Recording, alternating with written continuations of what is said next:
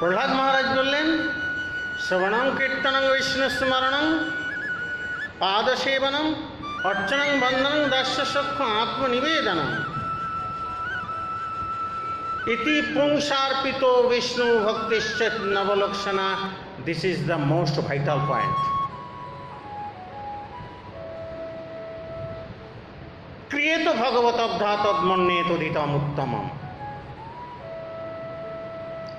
এই নববিধা ভক্তি যদি সমর্পিত চিত্ত হয়ে না করা হয়, তাহলে ভক্তি না হয়ে কর্মার্পণ, কৃপা লাভ না হয়ে স্বীকৃতি লাভ। বলছেন ক্রিয়েত ভগবত অব্ধা। আমাদের ক্রিয়াগুলি চলছে অ্যাজ এ কি ফর্মালিটি, নট ডেডিকেটেড সোল।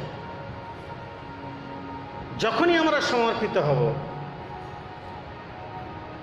যেমন ভক্তিপ্রসাদ পুরী গোস্বামী মহারাজের ভাষায়, আমরা ভজন করতে এসে, ভক্তি করতে এসে যেন বেশ্যাবৃত্তি না করি।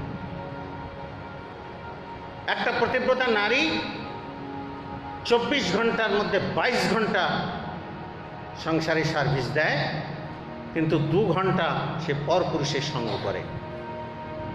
এটা যেমন সংসার সমাজ অ্যাকসেপ্ট করবে না, তেমনি আমরা গুরুদেবের চরণে সমর্পিত হয়ে